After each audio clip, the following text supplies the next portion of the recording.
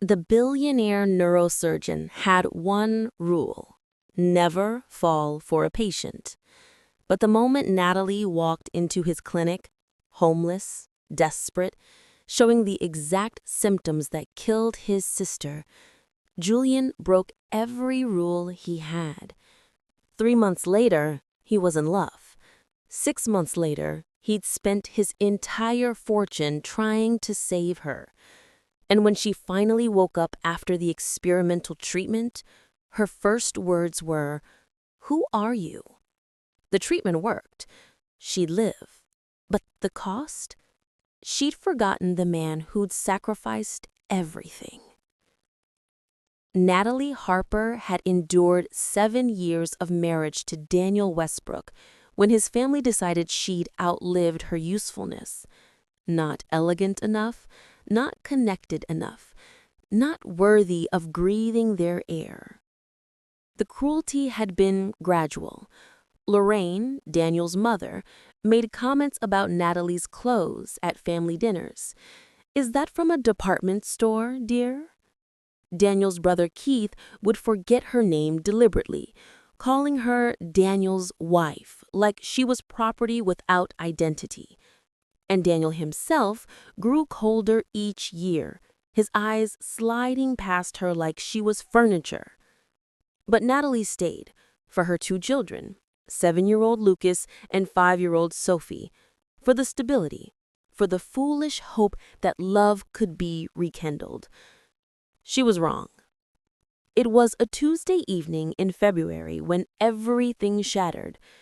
Natalie was helping Sophie with homework when Daniel walked in with Lorraine and Keith, their faces set like stone.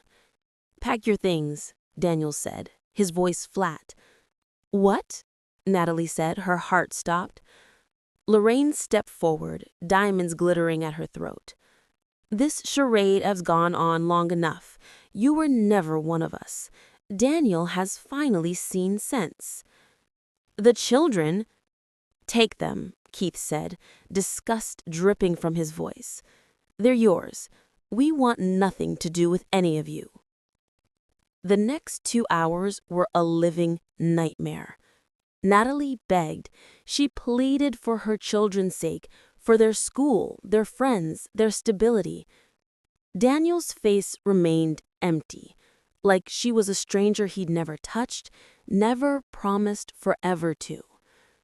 Lorraine supervised as Natalie packed clothes into garbage bags. "You will receive nothing from this family. No alimony, no child support. We have lawyers who'll ensure that." At 9 p.m., Natalie stood on the sidewalk with Lucas and Sophie crying beside her, 3 garbage bags containing their entire lives. No money, no phone, no place to go. The mansion doors locked behind them with a sound like a coffin sealing. Natalie held her children close as rain began to fall, and she made a promise into the darkness. "We're going to survive this, I promise." The women's shelter was overcrowded, chaotic, and smelled like industrial cleaner trying to mask desperation. Natalie held Sophie close, while Lucas tried to be brave, his small jaw set in a way that broke her heart. "Mom, are we gonna be okay?" Lucas whispered that first night, his voice trembling. "Yes, baby, I promise." She didn't know how she'd keep that promise. The next morning, Natalie went to 3 job interviews with borrowed clothes and got rejected from all of them.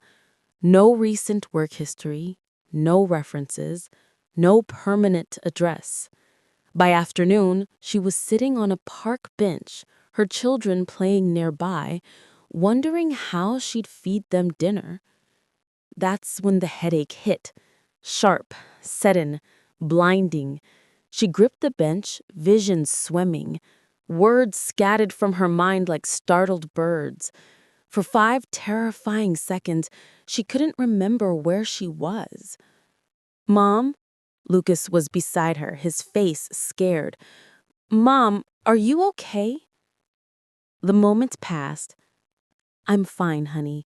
Just tired. But she wasn't fine. This had been happening more frequently. Forgetting words, losing moments, headaches that felt like her skull was cracking. She needed to see a doctor, but she had no insurance, no money, no. Excuse me? A voice said. Are you all right? Natalie looked up into the concerned face of a man in an expensive suit. Tall, maybe late 30s, with kind eyes that seemed to actually see her. I'm fine, she said automatically, trying to hide the garbage bags at her feet. He noticed anyway. You're not fine, and I think you need medical attention. He handed her a business card. I'm Dr. Julian West. I run a neurological clinic downtown. Come see me tomorrow. No charge. I can't. Yes, you can. His voice was gentle but firm. Something's wrong. I can see it. Please, let me help.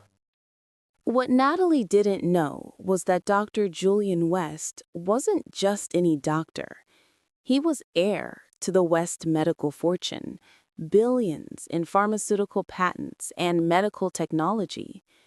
He'd become a neurosurgeon, despite his family's wealth, driven by something most people didn't know about. His younger sister had died 5 years ago from a rare neurological disease. He'd failed to save her. And now, looking at this homeless woman with 2 scared children, he saw the same symptoms he'd missed in his sister until it was too late. The next day, Natalie showed up at his clinic, a gleaming building that made her feel even more out of place in her borrowed clothes.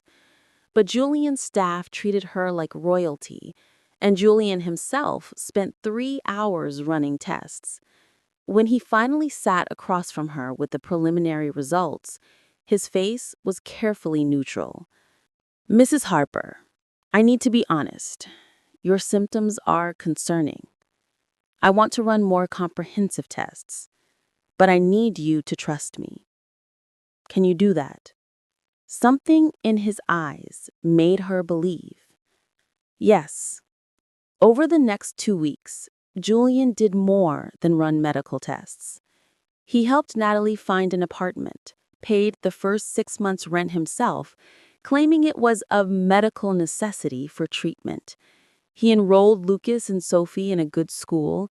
He connected her with job opportunities. Why are you doing this? Natalie asked one evening over coffee. Their meetings had evolved beyond medical appointments. Julian was quiet for a moment. Because you deserve someone who fights for you. And because, he paused, because I see you, really see you, and I think you're extraordinary. That was the moment Natalie realized this wasn't just doctor and patient anymore. Over the next 4 months, Natalie rebuilt her life. She got a job as an art director at a small firm, work she'd abandoned when she married Daniel. Lucas and Sophie thrived in their new school, their smiles returning. And Julian became everything Daniel never was. He showed up to Lucas's soccer games. He taught Sophie to paint in his penthouse studio. He made Natalie laugh. Deep, real laughter she'd forgotten she was capable of. They went to museums, late-night diners, walked through the city talking about everything and nothing. I'm falling in love with you, Julian said one night, standing on his balcony overlooking the city. I know it's complicated. I know you're still healing from Daniel, but I needed you to know. Natalie looked at this brilliant, kind, impossibly wealthy man who'd saved her life in every way that mattered. It's not complicated.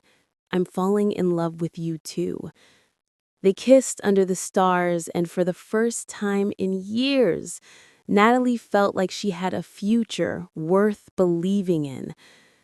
She had no idea that future was about to collapse. 2 weeks later, Julian called Natalie into his office. His face was grave, and her stomach dropped. "The comprehensive tests came back," he said quietly.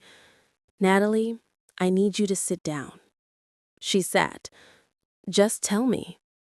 "You have Creutzfeldt-Jakob disease. It's a rare, fatal prion disease that causes rapid neurodegeneration. It's what's been causing your headaches, your memory gaps, your confusion." The room tilted.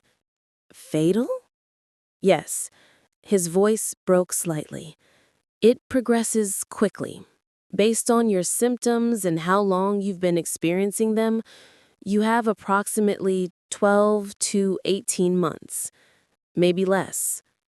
Natalie couldn't breathe. "But we were just." "I know." Julian's eyes were filled with anguish. "God, Natalie, I know. I've been hoping I was wrong, that it was something else, anything else. But the tests are conclusive." "Can you treat it? Surgery? Medication?" "There's no cure." The words hung between them like a death sentence. "I can slow the progression slightly, manage symptoms, but ultimately, you're going to lose your memories. Recent ones first, then older ones. Eventually, you won't recognize your children. You won't remember me." Natalie thought of Lucas and Sophie, of Julian, of the life she'd just started building. "How long before I start forgetting?" "You're already are," he said gently. "The symptoms will accelerate. Within 6 months, your memory loss will be severe. Within a year," she finished the sentence, "I'll be gone." They sat in silence, and then Natalie did something that surprised them both. She stood up, walked around the desk, and took Julian's face in her hands. "Then we have 6 months where I'll remember loving you. Let's not waste them." That night, Natalie made a list in a new journal, the first of many she'd need. Things she wanted to do, things she needed to tell her children, things she needed Julian to know before she forgot how to say them. But there was one more thing on that list. Make the Westbrooks pay. Not for revenge, for justice, for her children's future, for every other woman Lorraine might destroy. Julian's investigative team, yes, Billionaires had those, uncovered everything. The Westbrook family business was systematically defrauding investors, targeting elderly clients and immigrants. They'd been doing it for 15 years. But there was something worse, much worse. "Natalie," Julian said carefully as they reviewed the findings, "your mother, she died in a psychiatric institution 28 years ago.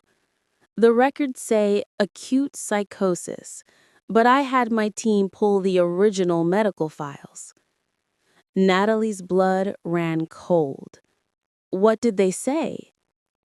"Creutzfeldt-Jakob disease, misdiagnosed and untreated. She was committed by her husband's family instead of getting proper medical care." "Who committed her?" Julian's voice was gentle. "Lorraine Westbrook's brother. Lorraine witnessed your mother deteriorate from this disease. She watched her die in that institution. And when you started showing symptoms, she knew." Natalie whispered. "She knew what was happening to me, and she threw me out to die on the streets." "They've seen this disease before," Julian said, his voice dangerous. They recognized your symptoms and decided to discard you like trash, let you deteriorate alone with your children. Natalie looked at her journal, at the countdown to forgetting that had already begun. Then let's make sure they remember what they did, even after I can't. 1 year after being thrown into the streets, Natalie returned to the Westbrook mansion. She wore a designer dress that Julian had insisted on. Let them see what they lost. Her children walked beside her, confident and loved, and Julian stood at her side, his hand in hers, his presence a statement of protection and power. Behind them, a legal team carried boxes of evidence. Daniel opened the door himself. His face went slack. "Hello, Daniel," Natalie said, her voice steady despite the headache building behind her eyes. "We need to talk about fraud charges and my mother and what your family did to both of us." Lorraine appeared, her face twisting with fury. "You have no right to be here." "She has every right," Julian interrupted, his voice cold. "I'm Dr. Julian West. You might know my family. We own half the hospitals in this state, and we're about to own your reputation, too." The confrontation moved to the library. Julian's lawyers laid out everything. 15 years of financial fraud, forged documents, victim testimonies. The FBI was already building a case. But then Natalie's lawyer dropped the devastating bomb. "Mrs. Westbrook, 28 years ago, you watched Natalie's mother die from Creutzfeldt-Jakob disease in a psychiatric institution. Your brother had her committed instead of treated. You knew what that disease looked like." Lorraine's face went pale. And when Natalie started showing the same symptoms, the confusion, the memory loss, the headaches, you recognized them, didn't you? The room went silent. "You knew I was dying," Natalie said quietly, reading from notes because she'd forgotten her opening statement twice that morning. "You knew. And you threw me and my children into the streets. You tried to do to me what your family did to my mother." Daniel's face crumbled. "Mother, tell me that's not true. Tell me you didn't." "Of course I recognized it. That woman was weak. Her daughter was weak. I wasn't going to let that disease contaminate this family." The admission hung in the air like poison. Julian's voice was deadly quiet. "You just confessed to criminal negligence and reckless endangerment. My lawyers recorded everything." "Here's what's going to happen," Julian said, standing. "You're going to liquidate 60% of your assets. That money will go to 3 places: restitution for every investor you defrauded, a foundation for CJD research in Natalie's mother's name, and a trust for Lucas and Sophie." "That's extortion," Keith sputtered. "No," Julian corrected. "That's the deal that keeps you out of federal prison, because if you refuse, every news outlet in the country will know that you threw a dying woman and her children into the streets, that you watched her mother die from the same disease and did nothing, that your fraud destroyed hundreds of families." He leaned forward. "I'm a billionaire with unlimited resources and a personal vendetta. You don't want to fight me." Lorraine's hands shook with rage. "And if we agree?" "You never contact Natalie or her children again. You publicly apologize. You fund research that might save others, and you live with knowing that the woman you tried to destroy found someone who actually loves her in the time she has left. Daniel looked at Natalie, really looked at her for the first time. "You're really dying?" "Yes," she said simply. "I have maybe 6 months before I start forgetting everything, another 6 before I won't recognize my own children." "God, Natalie, I'm so—" "Don't," she interrupted. "Your apology means nothing. Sign the papers, stay away from my family. That's all I want from you." If you believe love is worth fighting for, even when time is running out, hit that subscribe button. Comment true love if you're rooting for them, because the choice Julian made next proved love isn't about time, it's about commitment. 6 months later, Natalie's memory was deteriorating rapidly. She carried journals everywhere, documenting each day because she'd forget it by morning. Julian was there through all of it, patient, loving, introducing himself again each time she forgot his face. But one evening, sitting in Julian's penthouse, Natalie found something that changed everything. A file labeled Experimental Treatment Sister Protocol. She opened it with trembling hands.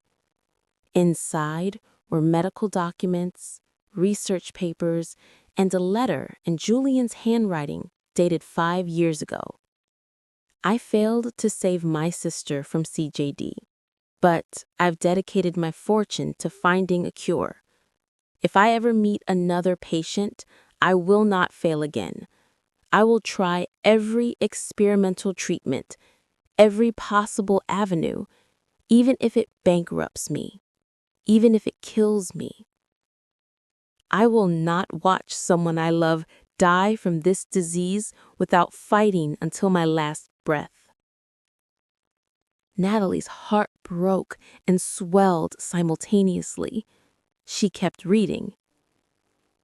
The experimental treatment existed, something Julian's research team had developed using his entire fortune. Billions poured into research. But the protocol was dangerous. A 40% chance of death during treatment, 30% chance of severe brain damage, 30% chance of success. And Julian had never told her it existed. She found him in his study, staring at the same research papers. "Why didn't you tell me?" she asked. He turned, his face ravaged. "Because I can't ask you to risk dying faster for a 30% chance. I can't. Natalie, I already lost my sister to this disease. The treatment killed her. She took the risk and it failed, and I watched her die in agony. I can't ask you to do the same. It should be my choice." "I know," his voice broke. "But I'm terrified. If the treatment kills you, I'll have stolen the months we have left. If it works but causes brain damage, you'll survive, but you won't be you. And if I do nothing, I watch you disappear day by day until there's nothing left." Natalie held the research papers. "How much of your fortune have you spent on this?" "All of it," he admitted. "Everything. I liquidated my entire inheritance, sold properties, cashed in every investment. I have maybe a few million left. The rest went to developing this protocol." "You spent billions trying to save me?" "I'd spend it all again, even knowing it might not work, because you're worth more than any amount of money. You're worth everything." That's when Natalie realized the cruelest irony. Julian had become exactly what Daniel never was, someone willing to sacrifice everything for love. But his billions couldn't guarantee her survival. Money couldn't buy time. It could only buy a chance.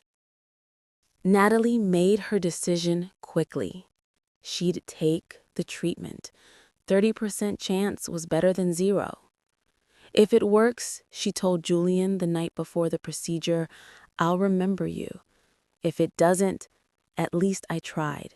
At least I fought. And if it kills you, his voice was barely audible, then you'll know I died fighting to stay with you. That's worth something. The treatment took 18 hours. Julian never left the observation room, watching monitors, praying to gods he'd never believed in. When Natalie woke 3 days later, Julian was beside her, holding her hand, looking like he'd aged 10 years. Hey, she whispered. Hey, he breathed. Do you know who I am? She smiled. You're Julian West. You're a brilliant neurosurgeon who spent his entire fortune trying to save me. You're brave and kind and stubborn. You're the man I love. He started crying. The treatment worked. The protein buildup is clearing. Your cognitive function is stabilizing. You're going to... God, Natalie, you're going to live. But his face told her there was more. What is it? She asked. The treatment worked, but there are side effects, permanent ones. You'll have seizures for the rest of your life. Your memory formation will always be impaired. You'll need to journal everything. And he paused. The damage already done can't be reversed. You've lost most memories before we met. Your childhood, your marriage to Daniel, the early years with your children, those memories are gone forever. Natalie processed this. So I survived, but I lost my past. Yes. She thought about this for a long moment. Then she smiled. The past that I lost, most of it was pain anyway. Daniel's cruelty, his family's abuse, those memories hurt me. Maybe losing them was the price for keeping the memories that matter. What memories matter? Julian asked. Meeting you, falling in love, these 6 months we fought together, my children, I remember them, Julian. I remember Lucas and Sophie. I remember their faces, their laughs, their hugs. I lost the pain, but kept the love. He kissed her forehead, her cheeks, her lips. I love you. Even with the seizures, the memory impairment, the journals you'll need forever, I love you. I love you too, and I'll write it down every day so I never forget. 3 months later, Natalie and Julian stood before a judge and became a family. Lucas and Sophie stood beside them, holding flowers, their faces radiant with joy. The Westbrook family paid their settlement. Lorraine's public apology made headlines. The Foundation for CJD Research, funded by both the Westbrook settlement and Julian's fortune, began saving lives. Daniel never remarried. He spent his days volunteering at neurological research centers, trying to atone for sins that couldn't be forgiven. And Natalie lived. She kept journals documenting each day. She had seizures that Julian managed with medication. Her memory formation never fully recovered. She'd sometimes forget conversations from hours before. But she remembered the important things. She remembered Julian's face every morning. She remembered her children's names. She remembered that she'd been thrown away by one man and cherished by another. On their first anniversary, Julian gave her a bracelet engraved with 6 words: "Some loves are worth the fight." Natalie wore it every day, and whenever she forgot why it mattered, she'd read those words and remember. She'd survived. They'd survived together. Comment survivor if you believe some battles are worth fighting even when the odds are impossible. Because Natalie's story isn't about a disease she beat or a fortune that saved her. It's about a woman who was thrown away like garbage and found the man who'd burn his entire empire to the ground just to give her one more day. Some loves don't need billions to matter, but having a billionaire willing to spend it all, that proves love isn't measured in time or money. It's measured in what you're willing to sacrifice. And Julian sacrificed everything.